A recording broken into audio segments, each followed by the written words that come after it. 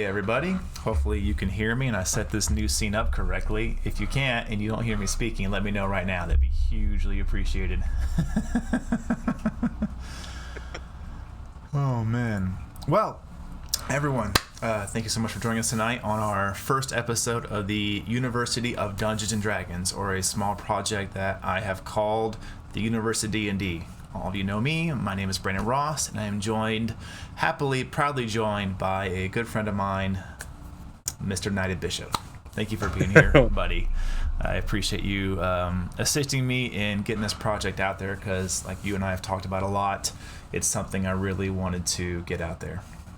Definitely. No, I'm excited for this. I can't wait. This is it's something that we've been talking about. We've been kind of working on, so I'm excited for it to finally be out there. I'm excited to see who comes in and who becomes a new player. What, people that we inspire, people that are already players but have questions. So I'm excited for this. This is going to be fun, man.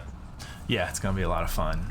And we're really just going to dive right into it. I don't really want to blog this down with a ton of announcements. I'll just make the usual quick ones real fast. The Discord is the biggest thing I want to push right here. If you haven't joined our Discord yet, please feel free to do so. Come in, join us.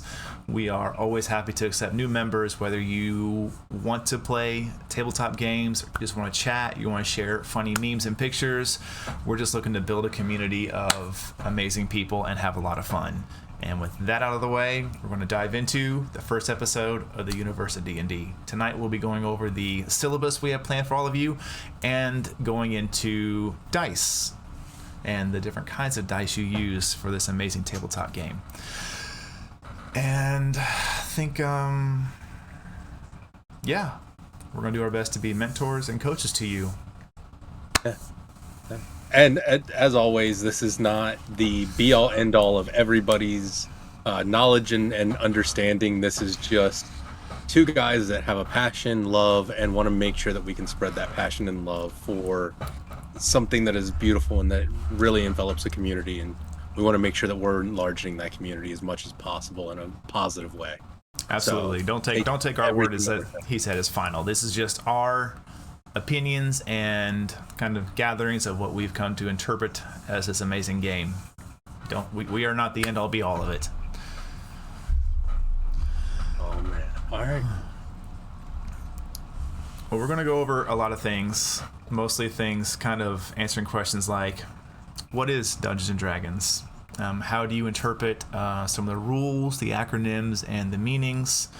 Some scenarios, situations you may come across, maybe both as a player and then later on as a dungeon master, or you may hear us refer to that as DM. So if you hear that acronym, we are referring to the term dungeon master, and that is a person that kind of sits mostly at the head of the table and they oversee the overall story.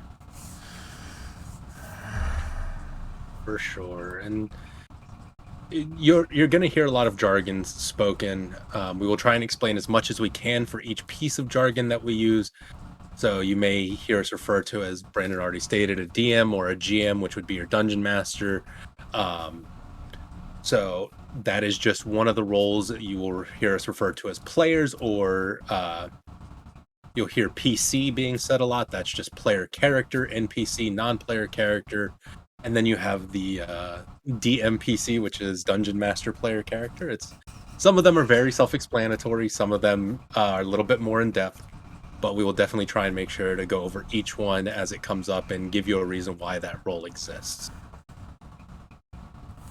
Along with that, as Brandon already said, we are definitely going to be coming and speaking about each of the dice, but we definitely want to speak about the game overall and what it started out as and what it became from the beginning. So why don't you go ahead and give us some of that information there, Brandon? Absolutely. Thank you for the handoff there, bud. The first thing we're going to go over as we dive into this is just answering the question, what exactly is Dungeons and Dragons? And the easiest half of that answer is going to be what it is physically. Dungeons and Dragons is a tabletop role-playing game developed by Gary Gygax in the 1970s. And since then, it has grown in its content and other things, additions, rules have evolved, things have evolved as people have desired more of this game. But at its core, it is still a game enjoyed by anybody just interested in telling a story. And for me, that is what makes Dungeons and Dragons so unique and amazing, is just being able to gather some people up and tell a crazy story of adventure while also solving puzzles, fighting monsters, and trying to make sure nobody goes unconscious. Definitely. And those are all things that I love about this game as well. I love the advanced storytelling. I love the ability to harken back to our ancestors and really get back to what we initially did as a creature that huddled around a fire and we told stories, and that's how our histories were created. And it's interesting that we can continue that kind of real world philosophy and enjoy the company of each other. Now, along with that, this is a creative and adventurous avenue. With the increase of popularity that it has that has gained over the last few years, it's really brought what D&D is, but tabletop gaming, to the more forefront of everybody's mind and has become more accepted in the community. I know when we were both younger, D&D was definitely not something that was fully accepted. Nope.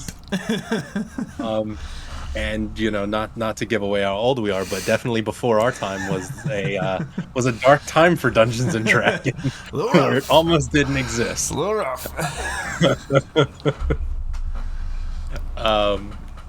But we're going to talk about a couple of those things, even including some things that you may be asking yourself, like, why are people drawn to this game?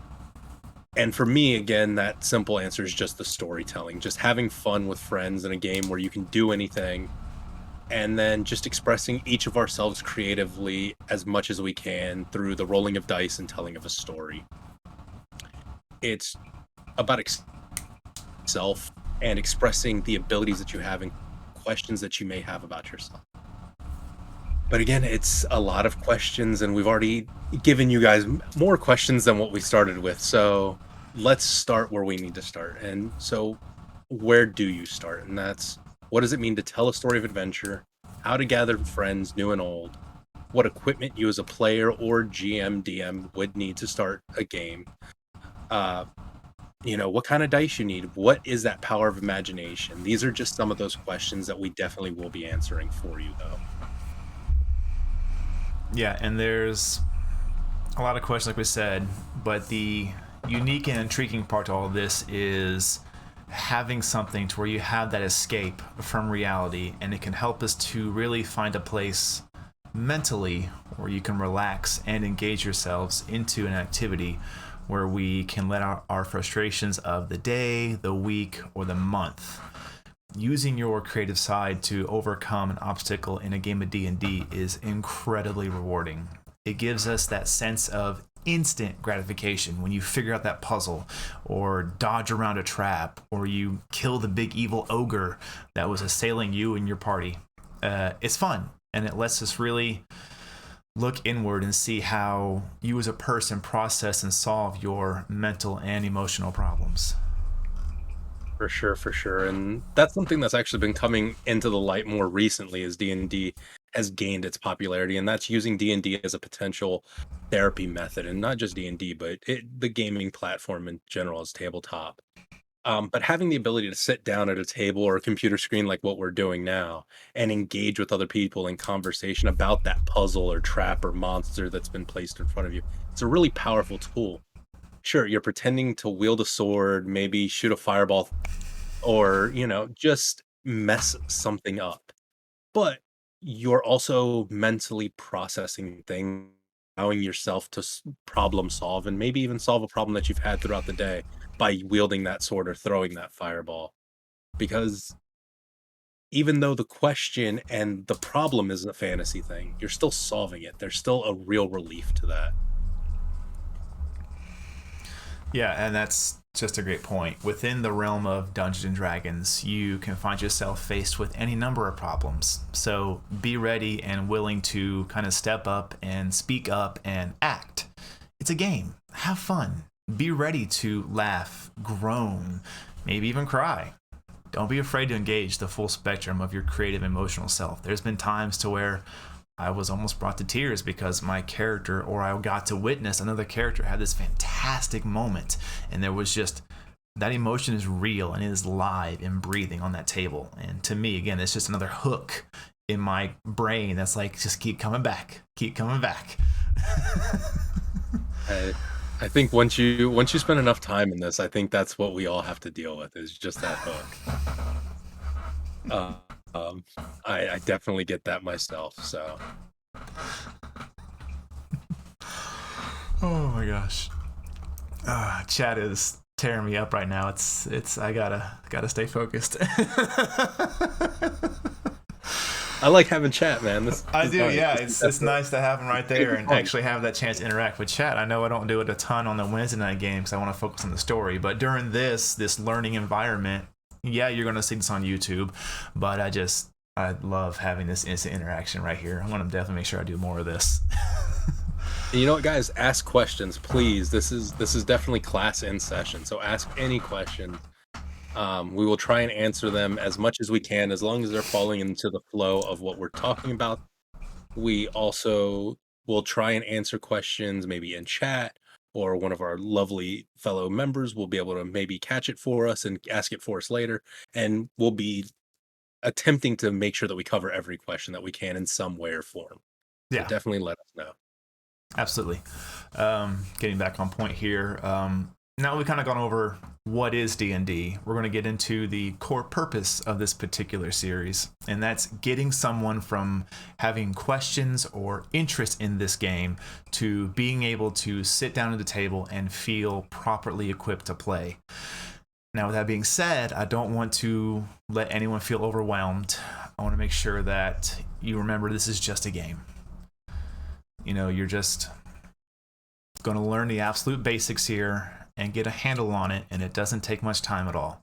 And that's really what our whole goal is here with this first essentially season that we're having here. We've got probably about anywhere from 10 to 12 episodes lined up, and we want anyone who follows along with the UniversiD&D series to not only understand the basics and be ready to play the game, but like I said, and just reiterating this again many times, I know I'm repeating myself, but I really want to make sure I inject into everyone listening and watching that we want you to have absolute confidence in your knowledge and understanding of this game as a whole. You may not know every single textual detail and mechanic of everything, but we want to make sure you have a broad understanding and you don't let your misunderstanding block you from getting to a table, because our overall goal is to inspire your imagination, get you to jump out of that comfort box, and get you to enjoy what it means to just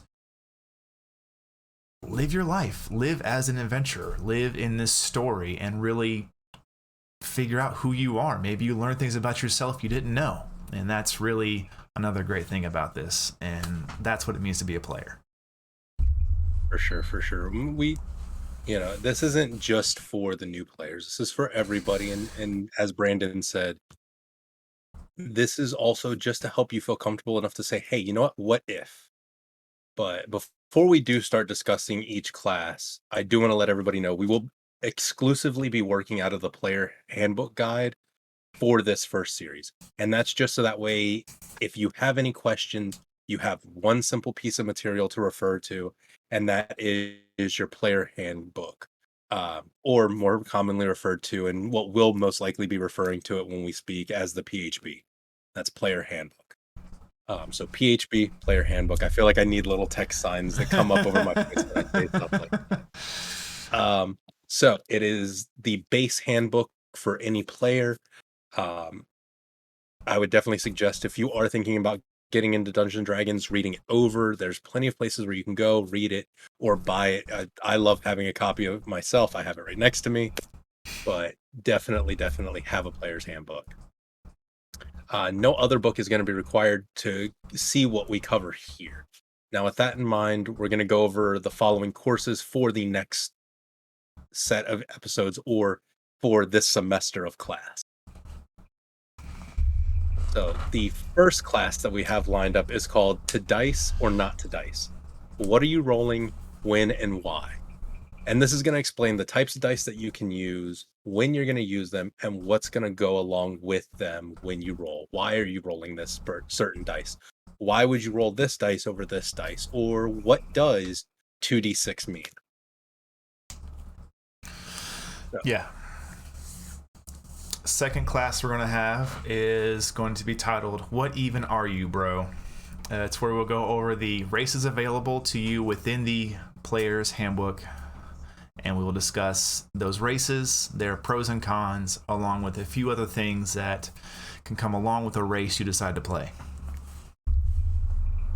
Our third class is what is your profession? It will cover the different classes and subclasses you can choose to play when you begin to make your character. I was really hoping you'd be like, "What is your profession?" Yeah, I'm not gonna yell. I'm not gonna yell. Look, it's the first class. As a good teacher, I understand. You don't yell during the first class. It's the second You class don't? that you lay down. Oh, the law. okay. Hang on. No, let me you just throw the fix elbow my on second notes class. on that one. You Yeah, throw the no, elbow. you throw the elbow. Just one hard elbow. So that was our third class we have lined up. Fourth, we have a class we've titled "So You Want to Be a Hero." And that's where we'll begin to put the previous lessons to use and start to build a character. We're going to go over all the things you've had a chance to choose from so far, and we'll explain all the things that go on a character sheet. All right. Well, I guess it's time for the midterms because we're on episodes 5 and 6 at that point. And that's put it on paper, and it's all in the details. Now that your character sheet has a lot going on, and we know this, so we're going to split it up into 2 different episodes. So what that means is we're going to talk about the character sheet in full detail, going over what each box means, what numbers go where, and at this point, you're really starting to get into the thick of it. Don't worry, we're going to take our time here. That's why we're separating it into 2 episodes, and this is our midterm. So we're going to leave no questions unturned and no box unfilled in. Yeah, those are going to be really good to get to. And once you have that character sheet filled out, we're going to move into the next class, which will be put up a fight. And you're pretty much ready to get after it and start having fun with your character. And what comes next in that class is a laydown of the rules that you will encounter when you play. The biggest part of them being combat. This is what the section that has the most mechanics and rules. When it comes to just role playing or storytelling in this game, there's obviously a few things to worry about, but really in the combat side of things is where it gets mechanically heavy. And we're going to take our time through that course, and we're going to make sure we go over the basics, and we'll also touch on some more complex things, kind of how certain things work together and synergize well with others. Well, now that you've finished combat, it's time to dust yourself off, relax, pop open that bottle of wine that you stole off that goblin's body. Because guess what? Episode 8 is They Said the Line, and ooh, that sweet, sweet loot. This is where all the fun is. Like loot, experience, leveling up. Yeah. In this class, we'll discuss what happens when that character gets a boost. Every player loves to hear those lines after it's been a few sessions, maybe like a month, 2-3 months, and the DM finally says, "All right, level up." That's such a good phrase. Oh, yeah. But after that, we're going to move into everything and the kitchen sink. Is going to be the kind of the theme for the class after combat, and it's where we'll talk about things you don't really come across in a book, such as homebrew or custom rules your dungeon master may have adapted to their tables, along with things like rules as written versus rules as intended and the rule of cool. Also, talking with your dungeon master on and off the table. I know all of these phrases may not make a lot of sense now, but we will be breaking them down as we come across them, and they will begin to make more sense there. Definitely. And our final episode, and before I get on to our final episode, I will say you don't have to watch all of these episodes in order. It is definitely suggested, but always refer to them, especially when it comes to things like talking with your dungeon master on and off the table. We definitely cannot stress enough how important it is to have open conversations with your table. But the final episode, in accordance with that, is graduation day. Congratulations, kids. So it's graduation day. Get out there and adventure. We will be addressing all of the questions that people will have had that we didn't answer throughout the course.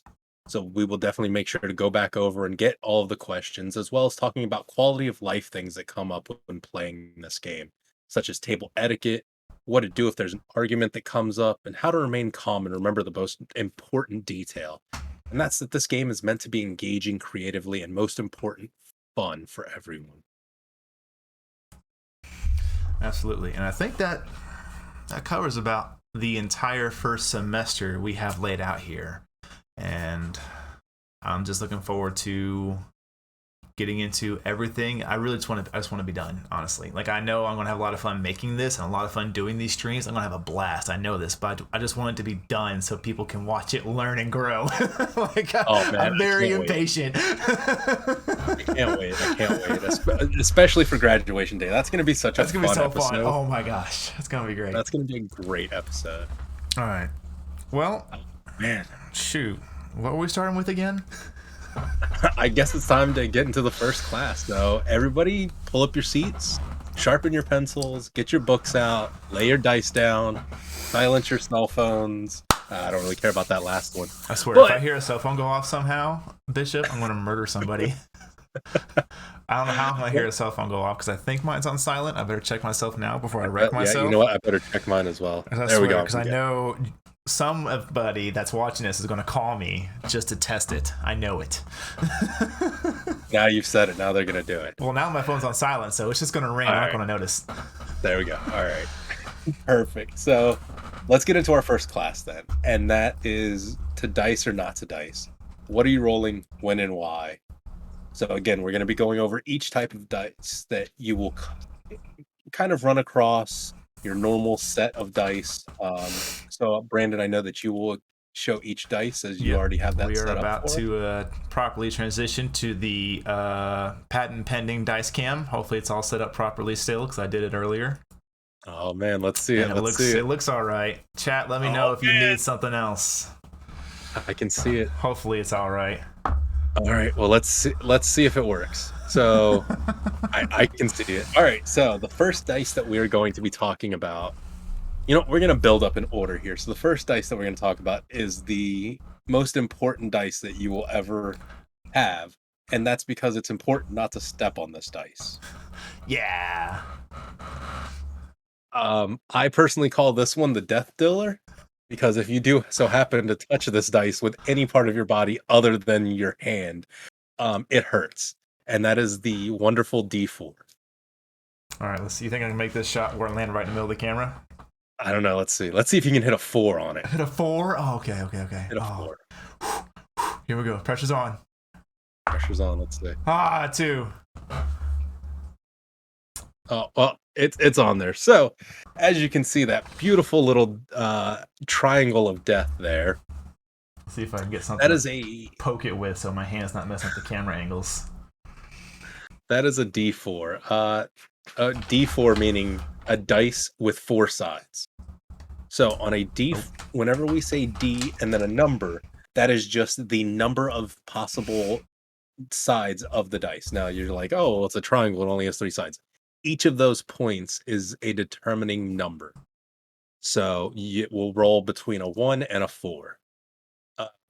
If you are like me and you are a DM, you can roll any of those numbers. If you are like me, though, and you become a player, the dice only has a 1 on it. I'm not sure how that happens, but every set of dice that I own automatically switches to only have 1s on every side. So that's the damnedest thing. Oh my God. But this dice is more normally used for damage for certain weapons. This dice is going to be an add-on dice for the most part. You're not really going to be rolling this dice for most of your action economy. This is definitely going to be a damage point dice whenever it is rolled. Or you can just roll it if you're enacting that you're using caltrips in the field. So yeah. I like to do that. I like to throw a handful out. Just throw a handful at somebody? They're definitely a home defense trap. So if you have any and you're worried, definitely throw a couple of those on the ground. Oh my gosh. All right. Well, that's a good dice to have. But we're going to move on to... what I would consider the second most important dice. Second most important, and also we start getting to the much more common of dice. I think this is probably, aside from the most common dice, I think this is the most common one. This is, and especially for outside knowledge of D&D, you see this one a lot when you're playing like Yahtzee. I'm going to date myself on that one. Or Monopoly, Yeah, you like definitely just physical did. Monopoly, the one that ended families. That game, yeah. That is the D6. And note as such, it has a D6. Let's see if I can get a 6. What do you think? I'm gonna say you're gonna get a 3 or 4. A 3 or 4? All right. 2. Damn. Oh, it's not on camera. There it is. All right. So the D6. What do you got to tell us about that one? Well, the D6 is pretty common. It starts getting a lot of things. It's used for, I'd say it's mainly used for a lot of spell casting. You see it a lot in spell casting, and there's a lot of damage types that go along with this. And we'll get to those as we move on. Normally, some of your really a damage number is assigned to a weapon with these dice. So let me put the D4 back next to its little friend here.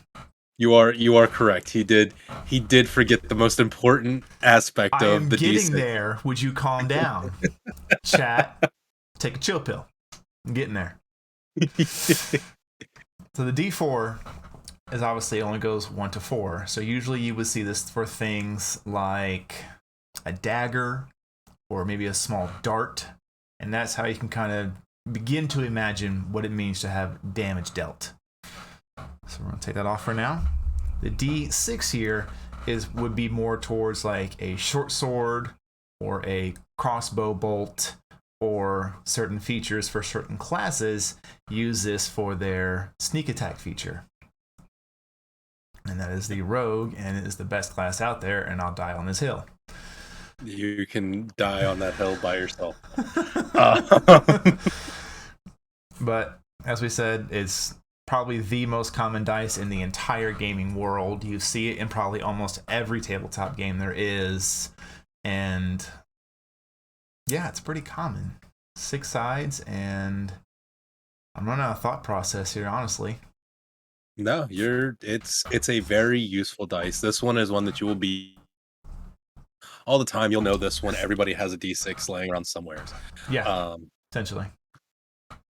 So the next one that we have up is definitely one that doesn't get seen a lot. It is a very odd dice. And that's the D8. Got a 3. This one, ooh, a 3. Ooh. So the D8 is a very situational dice. For the most part, the D8, the only times that you'll really use it is for Bard Inspiration if they get it that high, or some weapons such as the Battle Axe or Flail use it. So Barbarians, you potentially will be using this dice for your weapons.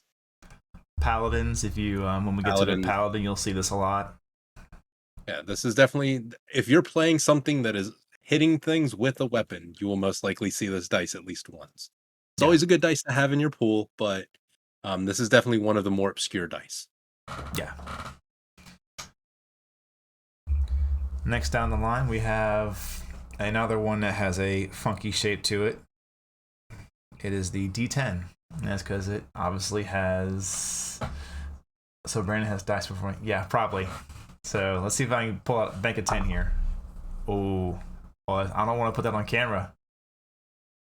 Oh, the ugly Was one. it the 0? It's the one. That was It's the one. a 1. It's the There ugly we go. one. See? That's what happens when you're on it. Yeah. This is also a dice that you will hear referred to, and we will refer to it most likely as your percentile dice. 1/2 of them, yes. So yeah, a D10 does come in a pair if you buy a set. Because we should probably explain that you can buy dice in sets. You don't have to just buy them individually. But when you do get a full dice set, I got 100. You will get a set of D10s, and together they are your percentiles. Or a singular D10 is just a D10 dice. Yep. As you can see here on this one, it has 2 digits for everything. So here, if you wanted to put these, if you were going to interpret these 2 rolls together that I just rolled on camera, you cannot deny this. 100 is 100. So I rolled 100 on a 100-sided dice. Now let's kind of randomize it up a little bit. So this would just be 30. Don't be confused that there's already a 30 here. This is just denoting your first value on the 2 digits of this roll. So let's say this moved to like a 1, then that would be a 31. So you've rolled a 31 on your 100-sided dice by using these two together. Most commonly, you see this used for weapons that have the versatile trait. And again, we're going to be throwing a lot of terms at you. You may be confused about them. Just put them on the back of your head, and they're going to come up later. Let's see here. The versatile trait, there are certain spells that use this fairly often, mostly. A couple cantrips that I can think of off the top of my head. Clerics, you will become very familiar with your 2d10s as you do have an ability that you will use as often as you can if you're smart. Oh, yeah. But those are your D10s, and when you come together with them, that is how you can make your percentile dice or a D100. You don't have to go out and buy a D100 like some people do, but again, I'm just going to throw a quick roll in here to help people kind of understand how it all works. So we have the 20, and then of course with the line underneath it, that's the 9. So here I've rolled a 29. There you go. Now there is homebrew rules for the D10s as percentile dice. You will hear we will talk about that in the homebrewing. So there are different uses that are homebrewed for different dice as well. And we will definitely talk about that then. So our next dice is the Barbarian favorite dice. This one I exclusively say is a fan of our Barbarian favorite, and that is the D12. Yep. Barbarians, anybody that uses a heavy battle axe, you're going to use this dice a lot. It's also used for what's known as your hit dice as a barbarian. Again, we'll move on to that here shortly. It's a big boy. It's the biggest boy out there for damage, really, outside of multiple dice. It's the largest single value dice you will use for any kind of damage, whether it be I believe there is a couple of spells that under certain conditions can hit this dice. There's obviously the two-handed battle axe that does this. Definitely a larger weapon. And again, it's the big boy. It brings the hurt. Yeah, it definitely does. Before we go on though, the D10 is the only dice in a normal set that you will get 2 of. Every other dice that we are talking about, you generally only get 1 of in a set. Yeah. Just in case you go out and buy a set and you're like, why is it that I have 2 of this one, but that's just because you need the percentiles. Mm-hmm. The next dice is the most common dice in D&D. To the point where it is behind Brandon currently as well in its silhouette. If you've ever talked to anybody who has talked about D&D somewheres in some form or capacity, they will have shown you this dice. And it's the most famous dice for Dungeons and Dragons or tabletop, really. And that is our favorite dice, the D20. All right, what am I going to do if I roll a 20 right now? I'm going to say you're going to hit a 13. No, what's going to happen if I roll a 20 right now? If you roll a 20, I will... How about this? If I roll a 20, someone's getting a free t-shirt. Alright. I need a t-shirt, so roll a d20. No, someone from the community is getting a free t-shirt. If I roll a 20, someone's getting a free t-shirt. Alright, here we go. Rick is saying a 1. I'm going to move the tray and not the camera. Shit. I'll do it. Okay. Can you guys see me not moving the dice? Yeah. Or do I need to move the camera? Okay. Yeah. All right, go ahead. Don't flip the dice though. Just slide it. All right, it's slid. That is a 20. Someone's getting a free t-shirt. All right. Okay. If you're part of my Discord, I will be doing a raffle in Discord this weekend for a free t-shirt. So if you haven't done so, please join the Discord. Because someone's getting a free t-shirt. I can't believe it just happened. He's moving the dice. He's moving the dice. Oh my There we go, guys. gosh. That's how easy it is, and that's why it's worth joining the Discord, if That's for how easy it nothing is. else. That's just how easy it is. And speaking of this illustrious number that we are now seeing on this dice, this most beautiful of numbers. So there's a reason why it is called a D20. As always, this has a 20-sided face on it.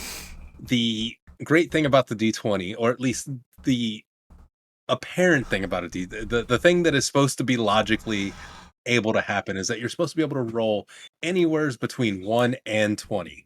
Now, any good player will tell you that there are definitely more 1s than 20s on a D20, even Not though for they know me. that There's there are more other 20s sides. than ones.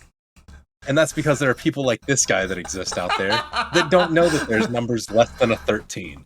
Oh. I'm just lucky, bro. Some of us don't know that feature. And we're not salty about it at all. At all. At all, not at all. But this is the main dice that you will be using in Dungeons and Dragons. You will be rolling this dice from everything from your basic uh, in, initiative. For combat, you're going to be rolling this for all of your checks. You're going to be using this dice to roll your attacks to hit. You're going to be rolling this dice for any check, such as your persuasion checks or your acrobatics checks or your saves. This dice basically determines most actions in a game. This is also the dice that will most likely be thrown, and it is also the dice that you will most likely have 30 different variations of for one character.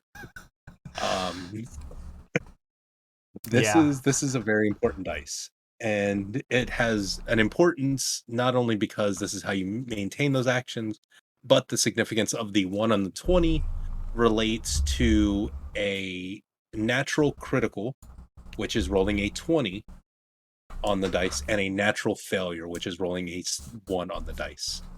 Now, how a dungeon master or a game master determines what that ruling is, that is up to them. But generally, you roll a natural 20 or a nat 20 on a dice, you're doing something in the most spectacular fashion. You have really excelled and perfected whatever that action is. On the counterface to that, if you roll a natural 1, I'll let Brandon explain it because he's never known what that is. I would like to tell you what it means to roll a 1, but I have no idea. So no. So the D20, as Bishop explained, is known widely as the skill check dice. It is the dice that has been determined to pretty much account for the largest percentage of your character's ability to do something. Now, there are obviously stats and points that you can place into certain areas to where you can be better at something or worse at something.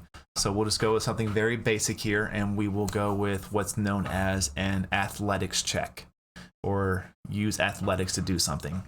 The most basic thing you can do with athletics would be to maybe pick up something that is very heavy.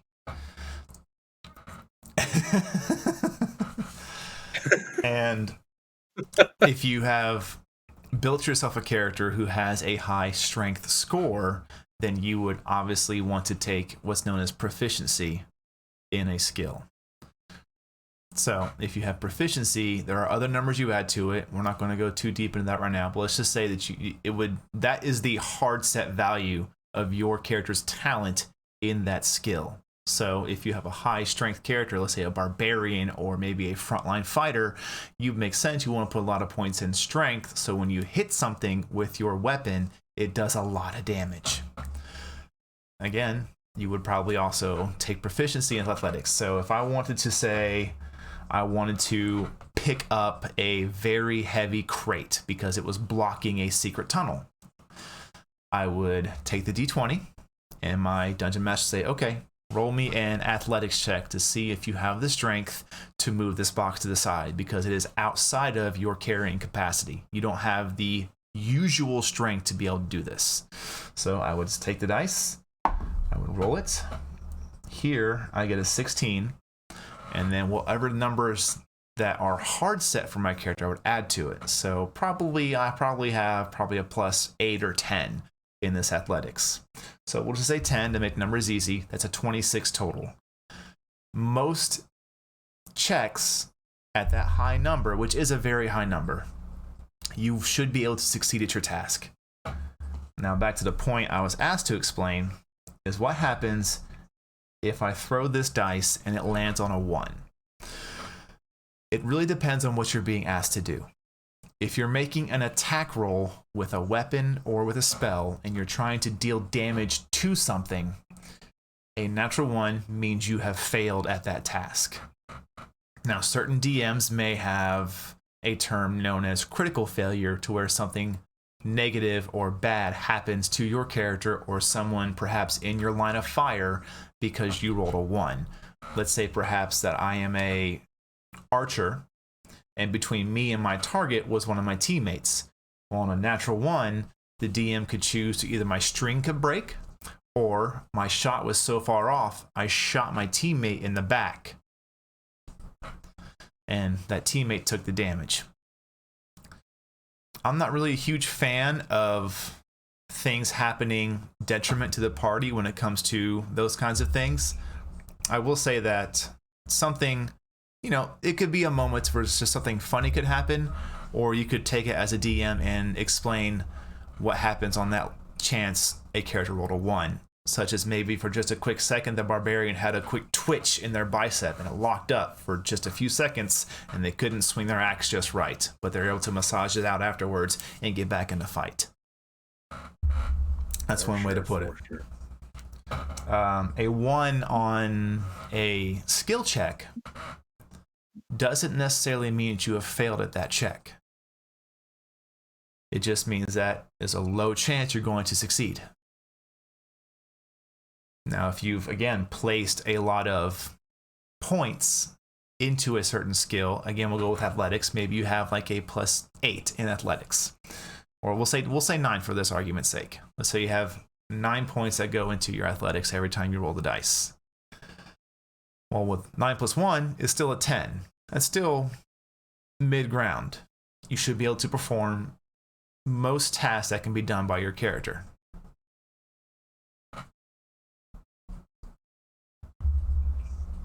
And this would definitely be something that you want to speak to your DM about, is to find out what their rulings are on dice rolls.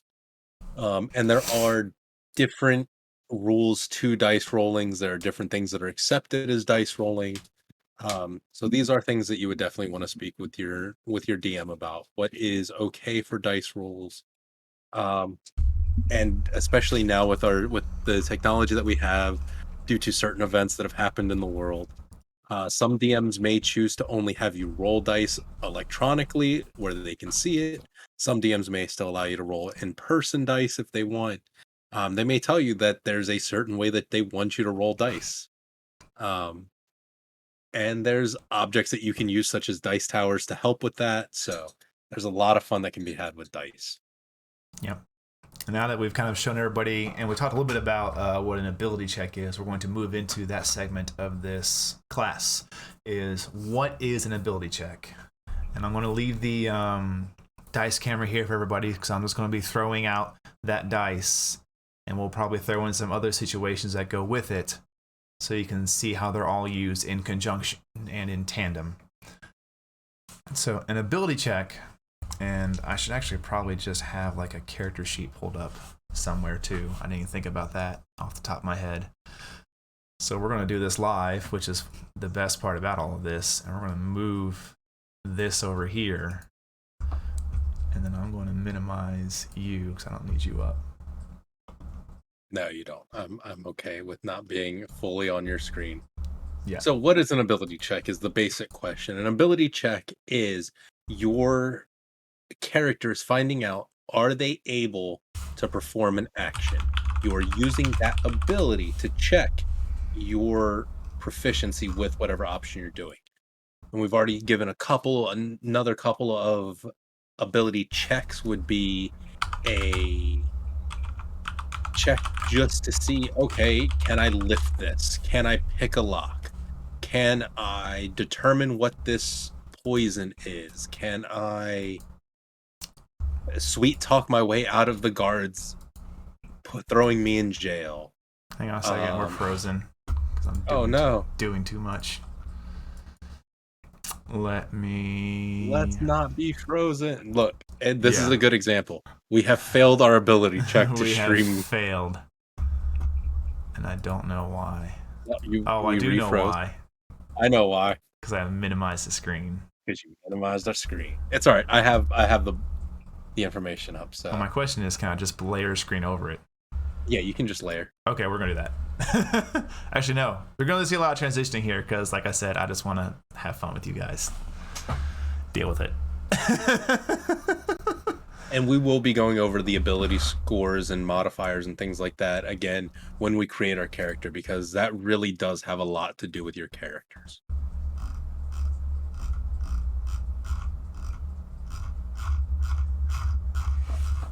But that is what an ability check is. It is you're trying to find out and determine, is your character able to perform an action?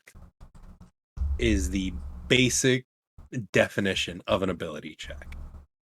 Now, the ability check may be called in for a lot of different situations, and that is up to your DM to determine what they want to allow you to do an ability check for.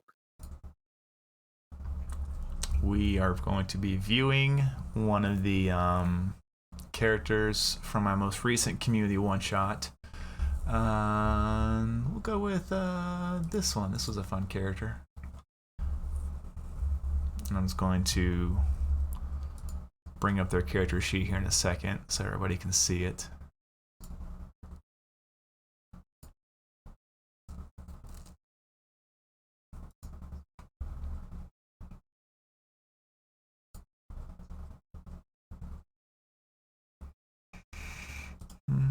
While you do that, I'm going to... Oh my gosh. While you do this...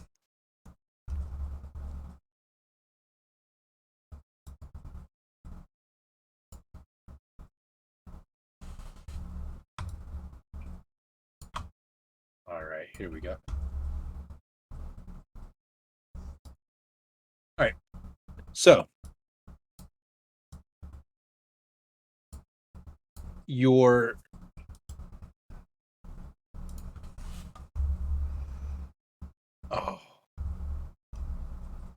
Crick. I'm sorry, Chad. I'm reading you guys. I'm not even paying attention right now. I'm trying to keep up with y'all. I need to be paying attention more to what I'm actually doing. We have royally messed up. Oh no, what did you do? Oh, don't worry about it. We're going to get back soon. All right, we're back. All right. As long as we're back. I made the wrong capture point, and we're not going to talk about it. But It was bad. Was it something that shouldn't have been seen? No, it was just differently done. Definitely. All right, as long as it was differently. I am hilarious. I am an awful, awful person.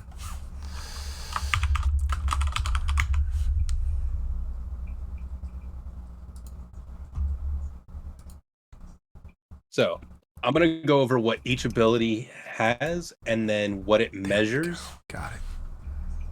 So, your ability scores are your strength, which measures your natural athleticism and bodily power. So, this is definitely going to be important for your barbarians, fighters, and paladins. This is your ability to push your body. This is your lifting. This is your breaking down. This is what you can do with that muscle that you have. The next that we have is dexterity, and this is going to be, I'm also going to go over the abbreviation. So strength. There we go. Kind of understand that one. Also, it will be spelled out on most character sheets as STR. So whenever you see STR, that will mean strength. You have your dexterity or dex, which is DEX, and that is your physical agility, your reflexes, balance, and poise. This is going to be ranger and rogue's importance. Standing on the edge of a blade and able to dodge those punches from barbarians. This is moving as can. This is you being dexterous. You're an acrobat. Guess what? You're dexterous. This is where Next, we have your constitution. This is your health, stamina, and vital force. This is important for everybody around on the board. You want to make sure that you have your constitution. This is when you're trying to make sure that you're able to stay up. Your constitution is very, very important Very just important. because It it ties to controls. a lot of different things when it comes to just sheer strength of body, strength of some cases, strength of will for some spells. Pretty much, Constitution is your physicality. One would say constitution is your lifeblood, and they would not be wrong. That's very true. The Constitution score does tie directly to how many hit points you have and how many you gain. Next, for all of our smart people, we have intelligence, or int, as it will be shown on your sheet. And this measures your mental. Yeah, that's how you know I don't have this one. This measures your mental acuity, informational recall, and analytic skills. This is going to be important for your wizards, most importantly. And again, because we are only going over the player handbook, I will not be mentioning other classes that are not in the PHB. Yep. So before somebody says anything, Rick. but this is going to be most important for your wizards. This is your ability to pull that information. This is your ability to say, you know what? I know why. This is being able to set out the plans. This is where your intelligence comes in. Mm-hmm. Then we have our wisdom. This is awareness, institution, and your insight. This is your gut feeling, and this is knowing that, well, a tomato may be a fruit. It does not belong in a fruit salad. This is your street smarts. This will also be called Wiz, W-I-S, on your character sheet. But what about salsa? It's debatable. What would you say would be an ability check for wisdom, good sir? For wisdom, probably, I'd say the most common one I could think of, I believe, is when someone is attempting to charm you. Is that under wisdom? That would be a save, but yeah. Oh, you mean just in general, like just things related to wisdom? Yeah, what would be a ability check that you would do for wisdom? I would say an ability check for wisdom would be definitely something that will fall under the pretense of common sense or even uncommon sense. Things that maybe it's not common sense to the common person, but to someone of high wisdom, it becomes common sense. Understanding, it's really the feeling and the understanding half to intelligence.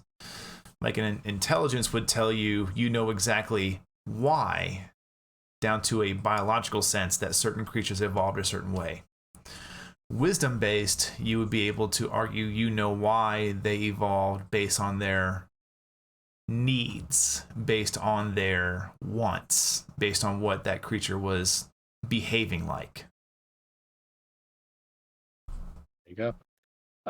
Yeah, wisdom is going to measure that mushroom that you found while you were trying to find scraps of food for the party because you guys haven't eaten or camped in a couple of days. Wisdom is going to be how you determine whether or not it's poisonous or not. Yeah. And then lastly, we have charisma, which is the single most overused skill in all of D&D. It's a great skill to have. It is. It's very versatile, whether it be typically, I would say most instances of charisma are useful outside of combat. Obviously, there are a lot of in-combat uses, but charisma definitely, to me, from what I believe, pushes more towards out-of-combat roles, things like that. And it doesn't necessarily tie to a lot of people are like, oh, it's how attractive I am. Not particularly. It's really just your charismatic force. There have been plenty of people who were supposedly disfigured or horrifying, but through their charismatic force, they were either extremely intimidating or extremely persuasive. So charisma or char as some sheets will, or or as some sheets, it either adds the CHA. R or doesn't. It's Yeah. 3 Some add letters. Don't overcomplicate it. All right, charisma. Anyway, this measures your confidence, eloquence, and leadership. This is important for your bards, sorcerers, and warlocks. Especially your bards. Bards, don't ever forget your charisma at home. Your charisma, your chutzpah, Your swagger, your suave. your swagger. Yeah, your drip. Don't ever leave your drip at home, as the new kids Don't ever say. call it that again. Sir, we got to be hip and young. No, we don't. We can be old and angry. Okay, he said it, folks. I can be old and angry. No, I'm kidding. Don't be old and angry. But this is your stat for being able to outtalk guards, being able to maybe, you know what? Maybe that next beer that you're buying around for the entire party at the tavern is free because maybe you just know how to talk to that bartender. Maybe you're able to outtalk a lawman, and maybe you're able to tell an ogre that he's going to let you across his bridge without having to pay because you're just old buddies. Yep. And those are your 6 main stats that determine pretty much everything your character can and cannot do, or not cannot do, but the degree to how well they can do them. And we will go further into those details with the skill list you see on the right hand side there. So we're going to go down this and just pretty much start in alphabetical order, really, and we'll go across what some of these dots mean, what some of these little half dots mean, things like that. And the first one, of course, what I really like about this particular website that we use, it has the mod next to it so you can kind of figure out what you need to move into. So for this person, acrobatics is, of course, how graceful you are to perform a task, and mainly when it comes to balancing on a tightrope, or maybe juggling a dagger, or even trying to catch something that's thrown at you. And what determines this is your dexterity mod. So see here, this particular person took what's known as proficiency in this skill, which means they get to add their proficiency bonus. Proficiency bonus is something that grows with your character as you go. From levels 1 to 20, it is a number that steadily increases from 1 to 6. So as you become higher level, your proficiency bonus increases. And it's just kind of a flat number to tie to your level to show how you're growing in certain areas. Because some of these stats that you see here, strength, dex, con, intelligence, wisdom, charisma, they don't change too much. They have the opportunity to change as you level up, but the number that's going to grow most consistently is that proficiency bonus. This particular character is a little bit of a higher level, so they have a +4 to their proficiency bonus. So, knowing that it's a +4, knowing that it's a dex-based skill, we can take their 4 from their dexterity modifier and the 4 from their proficiency bonus, and that gives us an 8 total.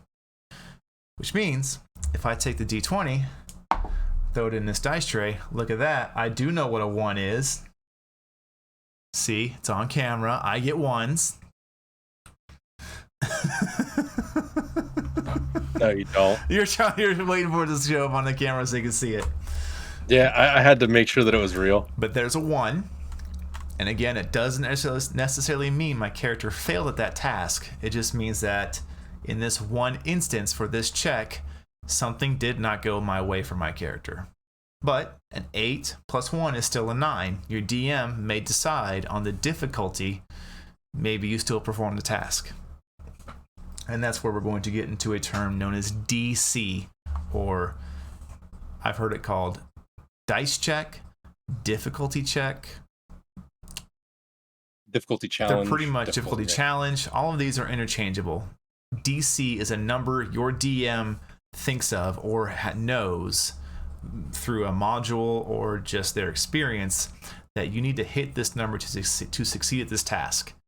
And the rarity of that task to your character, or the challenge of it, is going to either go up or go down, depending what it is. So for a acrobatics check, let's say I was hanging on to one rope, and my character, I was like, hey DM, I want to swing from one rope to the next and catch the next rope as I go and just keep going. Well, okay, roll an acrobatics check. Okay, sure. You take your d20, you throw it in your dice tray. Let me set that up for everybody. 10. Well, here I can add 8 to it. I have 18. Essentially, a DC 10 is considered probably the lowest DC there is. There is a DC 5, but that is extremely common tasks. Most people aren't going to fail those, usually. But just for a nice mental note here, DC 10 is pretty much the most common of things that can happen. So in this instance, my character has an 18 total. The DM would describe that, yeah, sure enough, as you have on one rope, you're able to swing, you grab the next one, and you just swing along to the next one. Now it can be up to the DM, depending upon the difficulty of what's happening. Do they want me to roll a check for each rope grabbed, or does this check cover the entire situation of me swinging across these ropes? And again, that's just something the DM will come up with.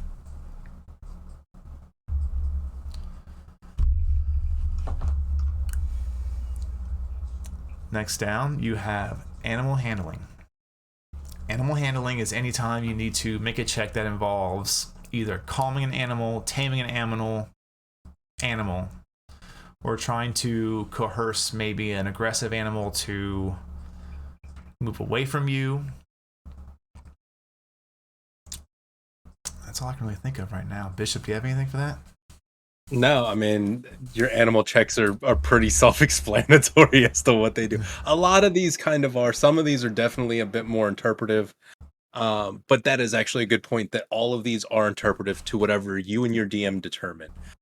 Players, this is a good rule. A good mindset to keep is, if you believe that your check could be something else, ask.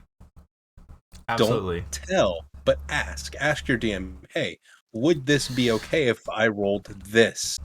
Absolutely. And a good example would be the one I just thought of, to where, let's say there's maybe an aggressive bear coming towards your party, and you want to pretty much be intimidating to let it deter away from your party.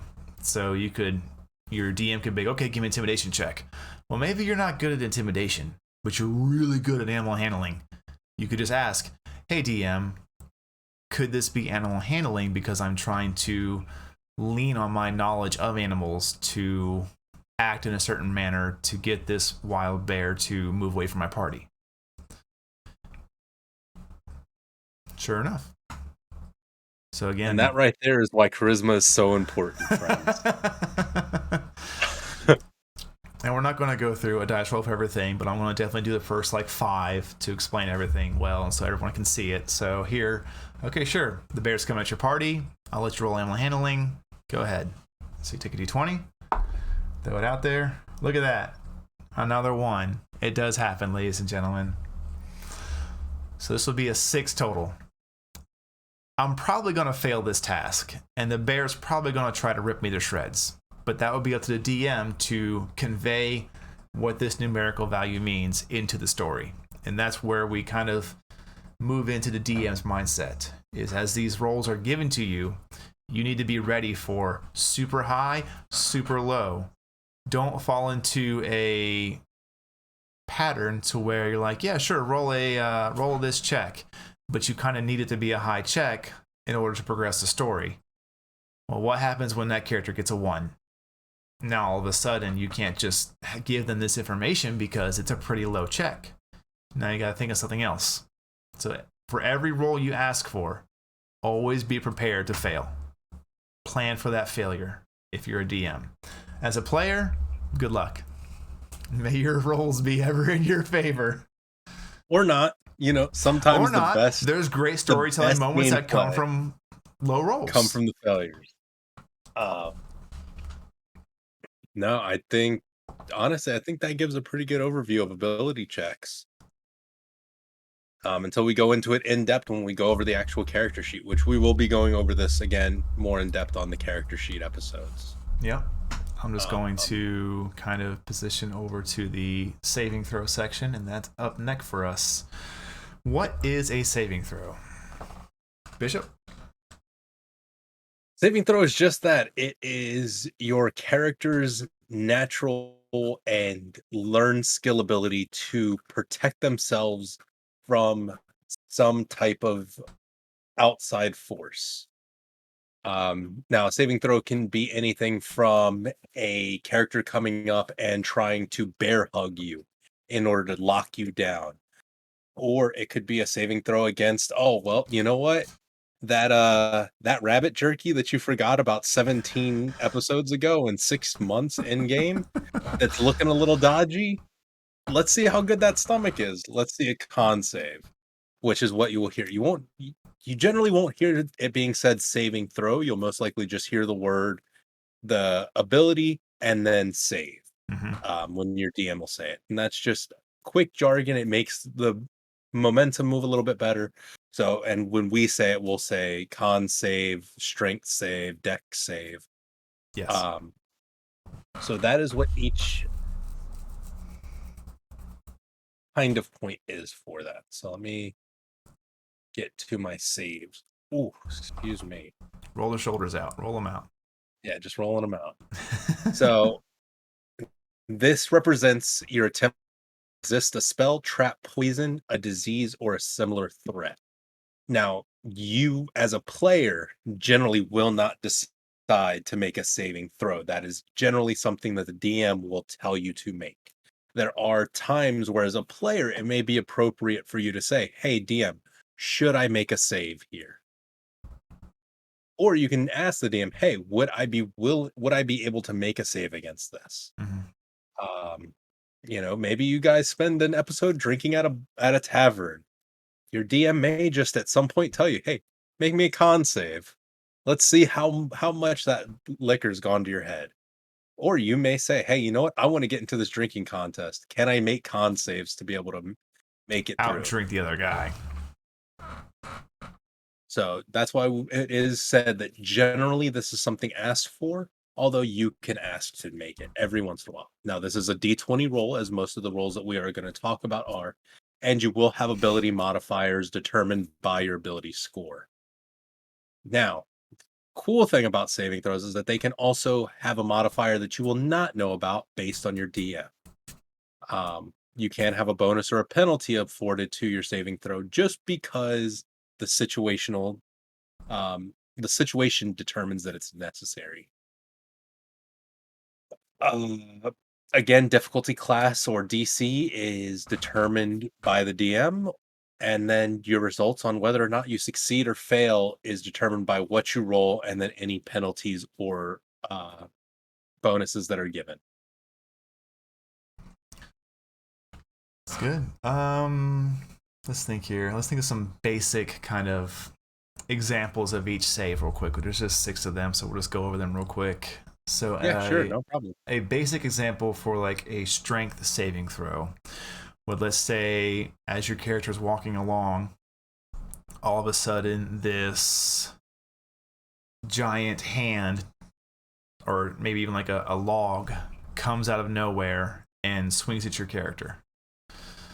Well, that could fall under a strength saving throw or a dexterity saving throw, depending upon the size of the log or the size of the object coming at your character. Usually something for a strength saving throw is going to be something that cannot be dodged because it's sheer force. So let's say there is a boulder rolling at my character. Can't dodge it. My only choices are to stop it or at least attempt to brace myself enough to where if I go with the boulder, I'm not taking too much damage. So the DM would ask for a strength saving throw. This particular character has a 0 in their abilities with that due to their class. Each class you will have typically 2, I believe, class-specific proficiencies to where, once again, you can add your proficiency bonus to that saving throw. So let's see how they do. Boulder's coming at them. Throw a 20 out there. That's a 19 on the dice. Okay. So with that 19, that means you're gonna what? You're gonna stop the boulder in its tracks. You're gonna hold it back. I say it would really depend on the DM. Maybe you're able to brace it enough to where you can get to the side of it, or you're able to maybe even deflect it a little bit to where it no longer hits you. And I've lost Bishop. Yep, you lost me for a second. My camera completely went out. There we go. I'm back. I apologize, folks. That's all right. But I say that would be good examples to where if you have this, we'll just go with the boulder. Let's keep that theme. Let's say there's a boulder coming at your character. You rolled a 19. DM deems it's a success. That now is on the DM's shoulders to explain how your character stops, deflects, doesn't take damage from this boulder because they succeeded. It could be as simple as, okay, you see the boulder coming at you and you're able to shift to the side a bit. No, you can't dodge it fully, but you put all of your strength in your body and you just impact yourself against it at the exact moment it comes to you, and you can deflect it enough to alter its course to not crush you. Maybe you still take a little bit of damage, but it won't be as much.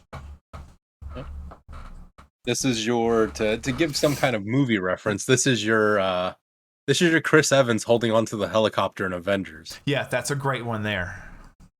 Maybe you're hanging from a cliff edge and you've got your teammate. They're lower than you and you're holding on to your teammate one hand, you're on the rope on the other, and you're just trying to hold on for dear life to keep them there. With a 19, you're able to pull them up enough to where they can grab the rope and you both can climb up. Great example. Thank you, Bishop. No, not a problem. Let's go on to my least used my least used one, because I'm not good at this one at all, and that is the dexterity or dex save.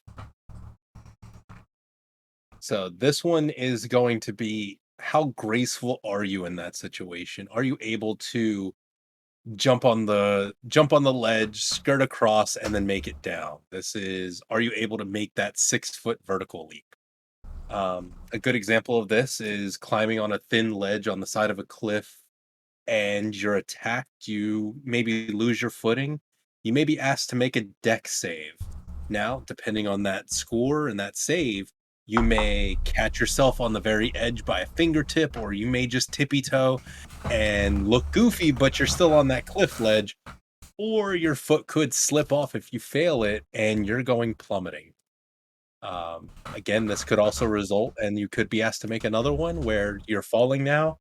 Hey, make a dex save. Let's see if you can be like a cat and land on your feet. You're going to take a little bit of damage, but it won't be as bad and you'll be able to roll out of it. Or are you going to just belly flop right onto that dirt? Just womp. So yeah, dex is your ability to dodge, move quickly enough, or keep your balance, things of that nature, things you would think when you think dexterous. Moving on, we move on to probably one of the most common saving throws, probably Constitution saving throw. And there are, I don't know how to word this. I wouldn't say arguments, but definitely say some people can become confused about a particular type of Constitution saving throw, which we'll get in on the second half of explaining this. The first half is a Constitution saving throw is most notably known for when your character is poisoned or perhaps electrocuted. Things that happen to your body that required you to maintain your physicality. And again, the top reason being poison, ingesting something, or something happening to you through arcane methods, such as if a creature places a curse on you and that curse deals damage. You'll probably be asked to do a Constitution saving throw based on the kind of effects that come from that spell, especially if it's something that alters your physicality. The other half of a Constitution saving throw is very important to all spellcasters. Certain spells have a trait known as concentration. And what that means is that while you have this spell cast, you have to maintain meticulous focus on that arcane thread to keep that spell going. One of the most common ones I can think of would probably just be Witch Bolt. which bolt you cast it, it hits its target, and then you have to maintain concentration on it in order to be able to do damage with that spell on subsequent rounds. Now, if you take damage while concentrating on a spell, your DM is going to ask for a Constitution saving throw or a concentration check. I believe, and Bishop, you can chime in on this, but I believe that the concentration check is correctly placed in the Constitution stat because it is your physical and actual mental fortitude to hold on to that spell. It's your ability to push through pain and keep a spell going. For sure. No, I completely and utterly agree with that statement. I've definitely heard some good arguments that it should be wisdom or even intelligence, just based on that. A lot of people tie wisdom to interior or internal fortitude and things like that, which they're not wrong. Wisdom is definitely known for that kind of that mental common sense strength. And I could see that side of the argument, but I'm still going to remain grounded with the current ruling system that it should be tied to kind of the physical brain power and the physical body's power and an ability to maintain focus. Because it's your constitution which causes you to push. Your constitution is what forces you to continue on throughout all the adversity. That is why constitution is such an important stat. Not only in D&D, but in real life. Yes. Next, we move on to an intelligence saving throw. These are. I got this one. Yeah. Oh, you want it? Go ahead. Yeah, this is my best stat ever because we all know I'm the most smart. Okay. So your intelligence saving throw or your int saves. This is going to be your ability to take mental attacks. This is going to be somebody coming at you, to give an example, psionic abilities or trying to mess with your mind. This is, you have mind flare coming after you or a bard coming after you for the most part. And trying to mess with your mind, you're gonna make some int saves or wisdom saves. Now, these two, this one and the next one, the wisdom save, I will say I'll get interchanged a lot. And that's okay. I will say that is completely okay, and DMs and players know that you determine what it is that you want your saving throw to be. Just because we're giving an example doesn't mean that this is the be all end all. Again, it is up to you. But for this would be definitely if somebody's using some kind of psychic ability, they're trying to mess with your brain, your intelligence is what's going to save you. It could also be you're trying to save to remember something very, very important, or the exact phrasing. That's going to be an intelligence save. But yeah, no, that's an intelligence saving throw right there. Yep. Definitely it's on the lesser scene side, but it's also on the deadlier scene side for a character. A failed intelligence saving throw usually spells some heavy damage or heavy consequences coming your way.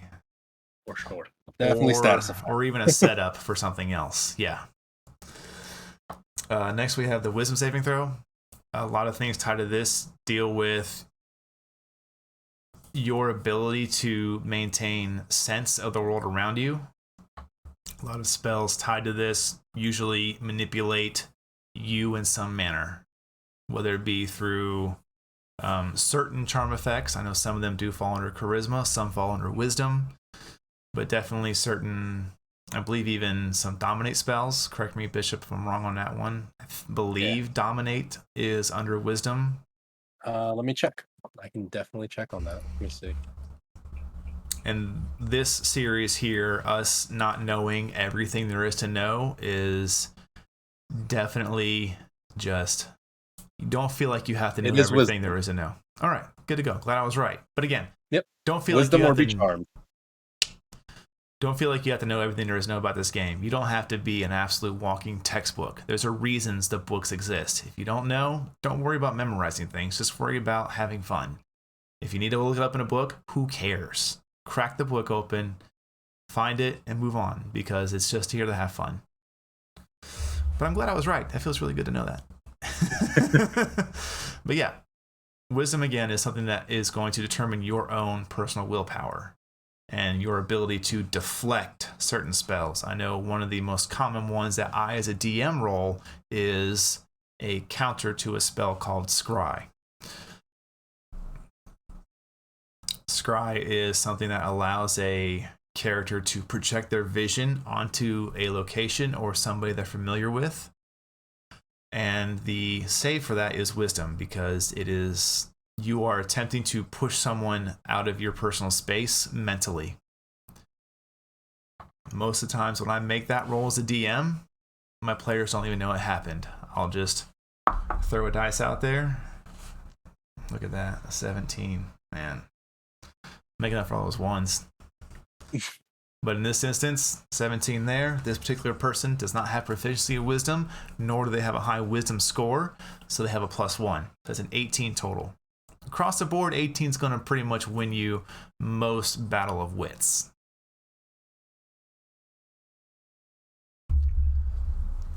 Yeah, no, you're kind of right on the money there. And then the last one, again, is extremely versatile outside of combat and has uses in combat as well, and that is the charisma saving throw. And this is pretty much your ability to counteract someone else's intimidation upon you. Not so much their ability to manipulate your mind, but their ability to manipulate your personality and cause particular effects upon you. I'm trying to think of one of the most common charisma-based saving throws there is, and it's just not coming to my mind right now. Probably anything having to do with a bar. Yeah, true. To be honest. So things. Yeah, I mean, your charisma checks that you're going to be coming up against your. You could be asked to make a charisma saving throw in order to determine if you can save your party from being thrown out of a tavern because you were being rowdy or your bard wasn't doing good as they're performing. This save is definitely, I can't think of too many options where this isn't going to be talked about, and this is something that you're going to know is going to need to happen. I'm bringing up the spells right now so I can quickly reference them. As a bard, I should know these. Very easily. Oh, here's a great one. This is super, super common. This is fantastic. I can't believe I spaced on this. Human. I don't have everything in my brain. That's okay. So one of the most common charisma saving throws, to help everyone have a really good example, would be the Zone of Truth. There you go. And I'm just going to give a quick description of this, not going to get too detailed. The Zone of Truth essentially is exactly what it sounds like. In a certain area, outward from the caster, is this aura of truth. And your DM will say, okay, make me a charisma saving throw. So let's say you fail the charisma saving throw. Well, so long as your character stands in that aura of truth, you cannot lie. You can choose not to answer, but you cannot lie. If you succeed the saving throw, you can lie as normal.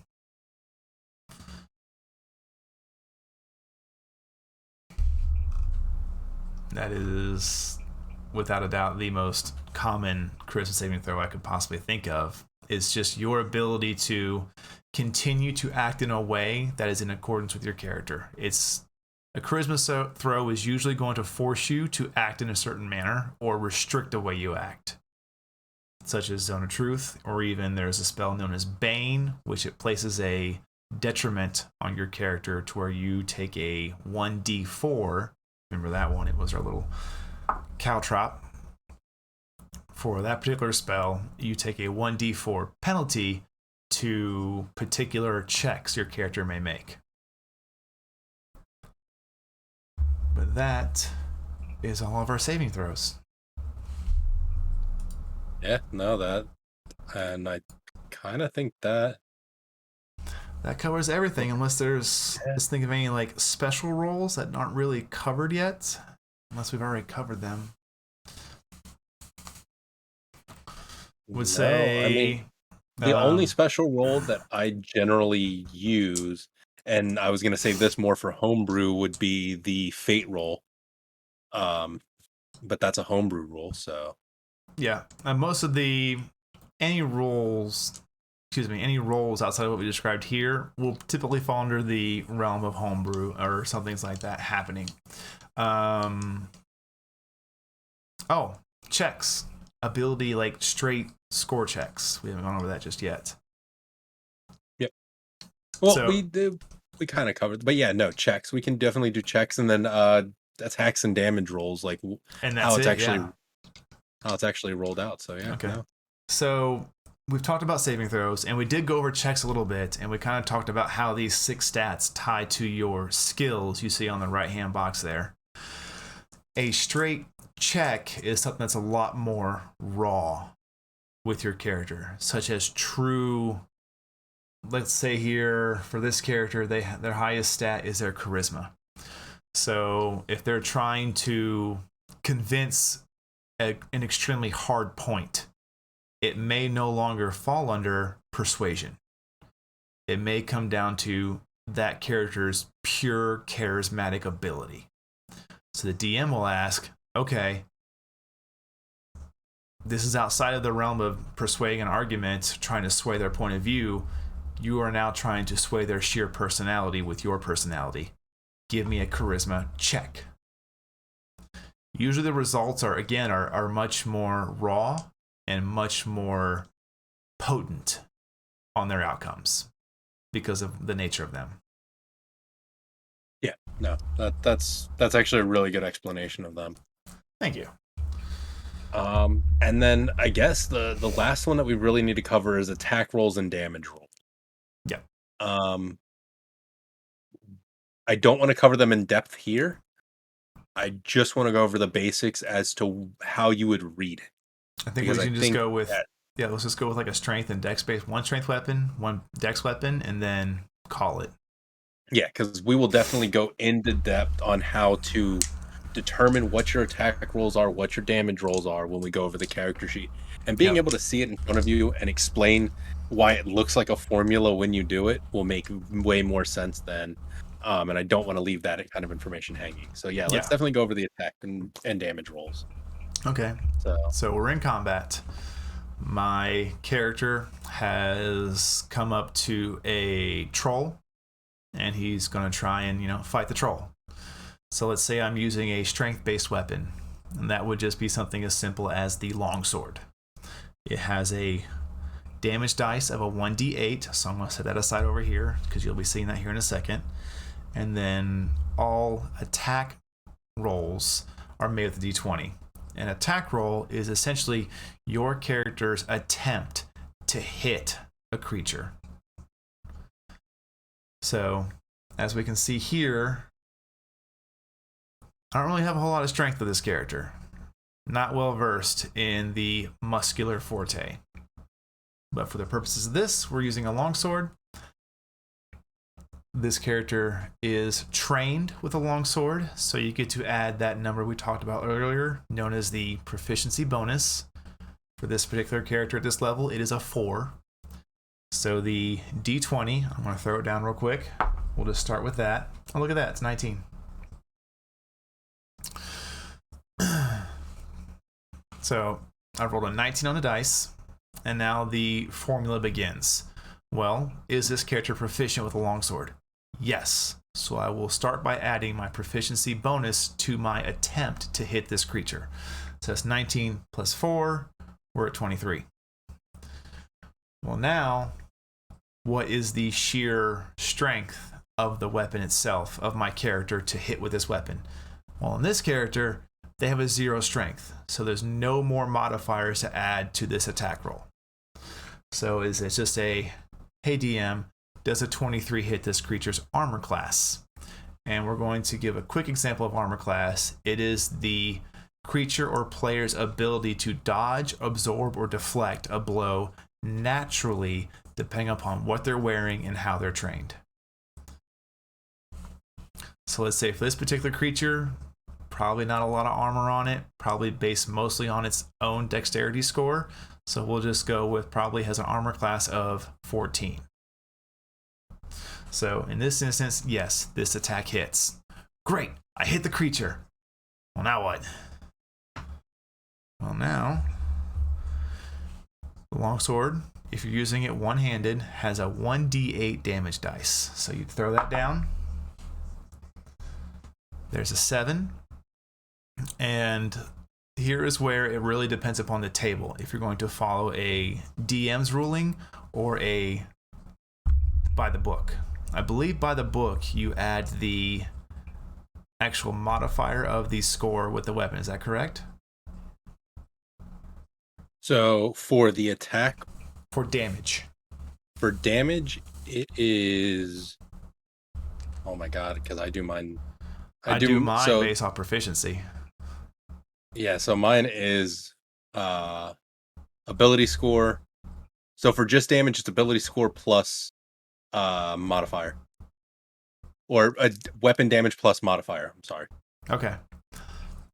So we'll go over both ways to do it. Some DMs may say that the damage is determined by your weapon dice, which here is the D8 on a longsword, and then is also to the skill that is assigned to that weapon. So for this, strength. Again, this character has a 0 strength. My damage is 7 to that creature. So I would say 7 points of damage. And then even further that, 7 points of slashing damage. And we'll get into all the damage types further down the road. And that is a basic strength-based weapon roll. You may come across some DMs that want you to use proficiency bonus as your damage dice. So put the 7 back out there. So I rolled a 7. At this particular character, they have a proficiency bonus of 4. So 7 plus 4, that would be the damage you have dealt. So we are technically both right. So your damage roll is if you're. The reason why we're both right is because there's 2 different damages. If you're attacking with a weapon, you add your ability modifier. So that's the same modifier that you use when you make your attack to damage. Okay. And then for a spell, it's the dice roll, and then if it tells you to add a modifier. Those are the exact. Gotcha. Okay. So now we'll move on to your dexterity-based weapons. Most of these are going to be some kind of weapon that can be thrown, is typically a lighter weapon, or is a projectile weapon, such as what we're going to use here is a longbow. So for this stat, it's tied to this person's dexterity score, which is what they have mostly spec'd into. So I see a troll off in the distance, about 60 feet away. I want to shoot my longbow at him. Okay, make an attack roll. Again, this is your attempt to hit the creature. So it's a 15 on my dice, plus the 4 from proficiency bonus, which brings us up to a 19, plus the 4 from the dexterity bonus, brings us all the way up to a 23. So 23 to hit. That's going to hit this creature. So now the longbow, I believe, is 23 also, never hits. Whatever. I'm just letting you know. Longbow is also a D8 in damage because it's a larger ranged weapon. It's not unwieldy large, but it is a larger ranged weapon, so it has a larger damage dice and a further range to reach. So we'll use the D8 again. On this damage dice, I rolled a 1, but then we would add the 4 from the dexterity modifier. So together, that's 5 points of damage. So my arrow did 5 points of damage to that creature.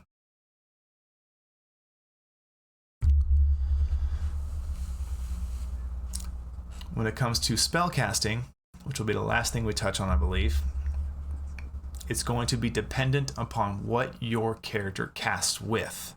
So you're going to hear us use a term called spell casting modifier. For this particular class, it is charisma. So if I wanted to cast a spell that required an attack roll, Okay, I see that goblin. It came off right away. I was trying to avoid goblins, but it just Now, came right out. goblins deserve it. All right, everybody knows there's no such thing as a good goblin.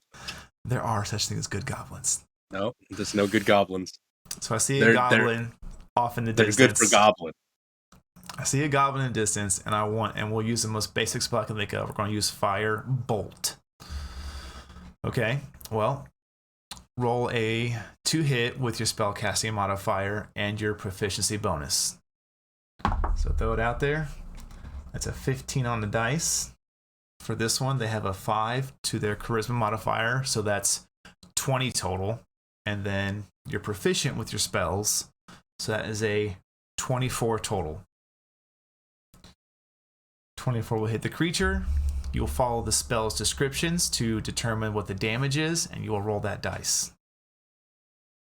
I believe for a Fireball, it's like a D6 probably. Yes. Let me double check that for you. I should have been doing that because I know you were going to ask me. I will tell you this right now.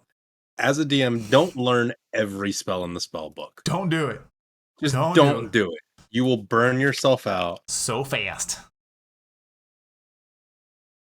So it's okay to look this stuff up. It is a D10. D10. Oh, wow. I was way off. All right. Yeah. 120 feet. Right. D10. Throw it out there. 4 points of fire damage. And that, I believe, takes us through all the dice that are most commonly used and every kind of roll there is to make. Chat, if we've forgotten something, let us know. We're still going to talk a little bit more, but I'm going to go ahead and transition us off of this screen. Get us back to just the two of us talking and hanging out. But if there's anything else that's chat you have that we haven't covered yet, please feel free to ask now. We will get to it. And just to let you know, you don't just have to ask your players to roll just for these reasons. As a DM, it is your right to ask your player just to roll a dice if you feel the situation, or a player. You also, as one of the roles that I like to make as a player, is a fate roll or a determining, where I will roll dice to see, well, my character's in a questionable situation, what would I do? And if I can't make the determination, sometimes I'll leave it up to the dice. Okay, the dice roll this high, I'll do one thing. If the dice roll this low, I'll do another. Yeah, and a fantastic example would be from the community one-shot I ran recently, which if you want to be able to be in that for the raffle, you need to join the Discord. It's a shameless plug right there. But plug away. During the community one-shot, one of the characters died. Well, it just so happened the paladin nearby had a diamond for the spell and was able to cast Revivify. Spell went off without a hitch, but I wanted to have fun, and I wanted to really challenge the players and the characters. So I turned to the player that was being revived, and I asked them, is your character willing to return to the land of the living, or are they content in Elysium? And he was like, ooh, I don't know. And he thought about it for a few seconds, and he's like, you know what? I'll leave it up to the dice. 17 or higher, I'm happy dead. I'm in Elysium. I'm in my character's heaven.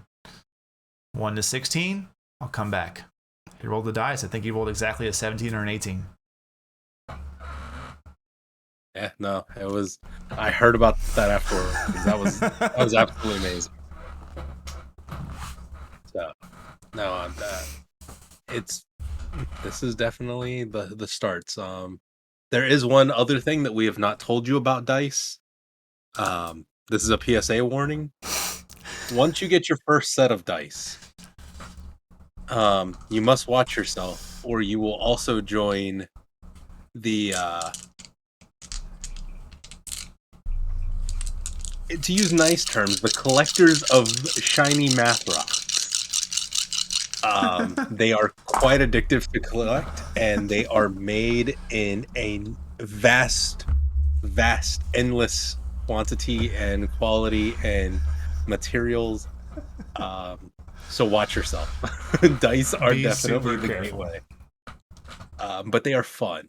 I know people that every new character they buy a new set of dice, Hmm. or they have certain sets for certain games, or certain sets for certain spells. So enjoy them. Um, but no, I think that's everything. I think we did it. That's great. It Yeah, this I'm first episode. not seeing any crazy chatter from chat about anything we forgot because we're idiots or dum dums. So I that's don't good think news. so. Hopefully, all of you enjoy this first episode of the UniversiD&D. I know myself and Bishop are super excited to be able to just get this knowledge out there. And we both understand there's hundreds of thousands of millions of billions of people on YouTube, Twitter, Twitch doing the same exact thing we're doing, and we're not here to They're not as contend. good looking. We're not here to contend with them. We're not here to say we're better than them. We're just here to reach who we can reach and inspire somebody to pick up this amazing game. And that's really what the goal is just to equip you with the knowledge and hope to just place that little spark in you to where like, man, I at least want to try one game. And don't just try one game, because maybe your first DM is an idiot. Maybe he sucks. Try like 5. If after 5 solid games, you're not satisfied, I'll buy your dice back. Not a guarantee. You know what? I will say this: go into it with an open mind. If you've never played a game in D&D, go into it one night with an open mind and just say yes. And just you've done it before. Every single one of us has played D&D before. We are all masters of this game. We have all done it. For some of us, it's been a long time because that's all childhood was just playing D&D. You just didn't know it was called that. Yeah. So it'll be fun. Do we want to know what we're going to do at the end of this? After the last episode? I have an idea. Okay. You want to voice it here? Or you want to hold on to it? We'll do both. Okay. Well, how about this? We'll hold on to the idea until afterwards. But how about this? I'm about to send you something. Oh dear. Let me get my other device here because I can't switch Nat on the computer. That's fine.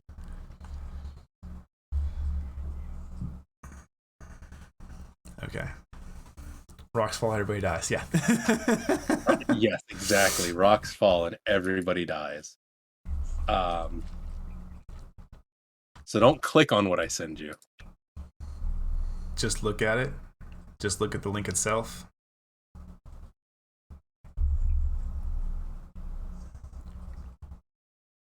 Patiently waiting.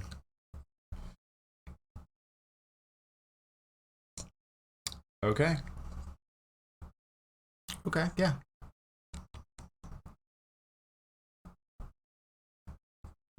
So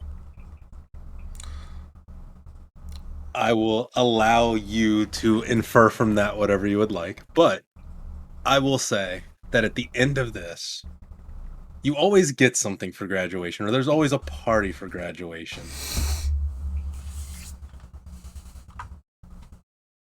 So there will definitely be a special event to commemorate that. So be on the lookout for that. Definitely keep in contact with us and keep in contact with everybody on the Discord. Come and join the Discord because that is where we will get more of our information that you guys want to learn about here in the Twitch chats. Definitely stay active, stay alert, let us know so that way we can make sure to drill in or get the information that you're seeking, what it is that you want to know, or what if you need experiences or if you're looking for examples of, so that we can definitely supply that. We definitely want to make sure that you're getting the most out of this as possible because we do.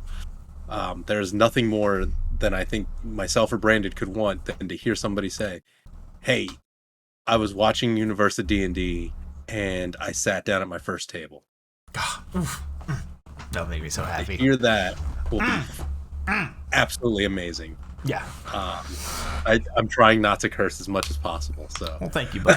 That's why I'm in a pausing. Classroom setting. I know. I'm trying to remember that. So I will say that in the Discord, I am going to make a UniversiD&D question text channel, so you'll see that in there shortly after this stream ends. It'll be available to you, and yeah, we're going to hold off on some other announcements until we get closer to the end of all of this and get some more things fleshed out.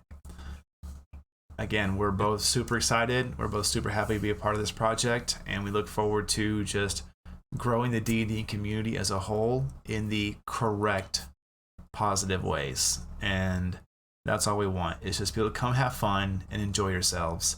And I don't have anything else to add. If you want to add anything, go ahead. If not, I'm going to sign us off. Yeah, you know what? If you're nervous, if this is the first thing you're seeing of D&D, watch an episode of the Wildcard campaign. Come and watch us play live on either the Wildcards or Dressado, or watch another series. You know, whatever it is that you watch and learn, and interact with it, and just allow yourself to be immersed once again. If you've ever enjoyed reading, if you've ever enjoyed watching a movie, if you've ever enjoyed just hanging out with your friends, this is what D&D is. Yep. And thank you for letting us be your guides on this adventure. I can't ask for more responsibility, and I appreciate the attempt at allowing me this responsibility. But that's all I got. Well, as your instructors here at UniversiD&D, we hope you had a great time. We hope you learned something. Again, if you have any questions, feel free to check out the Discord, and there will be the UniversiD&D text channel in there for any questions you have. We will address them as much as we can and as often as we can. Thank you for being here.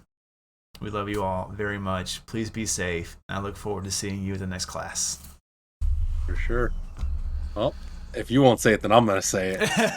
Class dismissed. Oh my gosh.